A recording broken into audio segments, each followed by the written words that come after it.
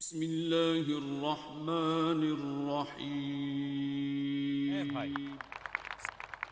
Mister Naik, আমি doctor Suryakanta পাওয়ার, Saint George hospital থেকে এসেছি। ধন্যবাদ এমন সুন্দর এবং আলোকিত বক্তব্যের জন্য। কোরআন ঈশ্বরের বাণী এই বিষয়ের উপর আপনি বলেছেন যে কোরআন আল্লাহর বাণী। আমার প্রশ্ন হলো, আপনার কাছে ঈশ্বরকে কে সৃষ্টি করেছেন? ঈশ্বরের উৎসটা কি? ভাই খুব সুন্দর প্রশ্ন করলেন যে যদি কোরআন ঈশ্বরের বাণী হয় তাহলে ঈশ্বরের স্রষ্টা কে। খুব ভালো প্রশ্ন। যদি আপনাকে জিজ্ঞেস করি যে আপনার বন্ধু জন একটা সন্তান জন্ম দিয়েছে, আপনি কি বলতে পারবেন সন্তানটা ছেলে না মেয়ে? আপনার বন্ধু জন হাসপাতালে একটা সন্তান জন্ম দিয়েছে, সন্তানটা ছেলে না কি মেয়ে বলতে পারবেন?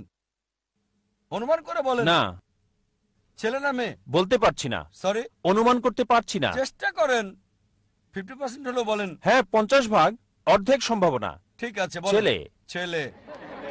ভাই পুরুষ কি সন্তান জন্ম দিতে পারে? না। এখন এটা ছেলে না মেয়ে? নামটা মেয়ে নাম হতে হবে। আমি আপনাকে বলছি আপনার বন্ধু জন। আমি জানি না কোনো মহিলার নাম জন হয় কিনা। না, আমরা বলবো না। আচ্ছা আচ্ছা, ধরেন আপনার বন্ধু, ছেলে বন্ধু, সে হাসপাতালে গিয়ে একটা সন্তান জন্ম দিল। সন্তানটা ছেলে না মেয়ে? মেয়ে। পুরুষ কি সন্তান জন্ম দিতে পারে? না। এখন বুঝতে পেরেছেন, পুরুষ সন্তান জন্ম দিতে পারে না, তাহলে ছেলে না মেয়ে এই প্রশ্নটা আসে কি করে? তাই বলা হয়েছে ঈশ্বরকে কেউ সৃষ্টি করেনি। আপনার প্রশ্ন কে ঈশ্বরকে সৃষ্টি করেছে, আমার প্রশ্নের মতো যে পুরুষটা সন্তান জন্ম দিয়েছে হাসপাতালে সেটা ছেলে নাকি মেয়ে, প্রশ্নটাই অযৌক্তিক। কারণ আমরা জানি যে পুরুষ সন্তান প্রসব করে না, তাহলে ছেলে না মেয়ে এই প্রশ্ন আসে কি করে? তাই বলা হয়েছে ঈশ্বরকে কেউ সৃষ্টি করেনি। প্রত্যেক সৃষ্টির একজন স্রষ্টা থাকে, ঈশ্বরের কোনো স্রষ্টা নেই। তাই নাস্তিকের সাথে তর্কের সময় কখনোই বলি না যে সবকিছুরই স্রষ্টা আছে।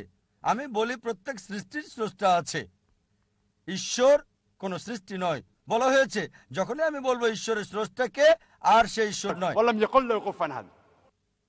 তার সংজ্ঞা হচ্ছে আল্লাহর কোনো স্রষ্টা নেই। আশা করি উত্তরটা পেয়েছেন। ঠিক আছে, ধন্যবাদ।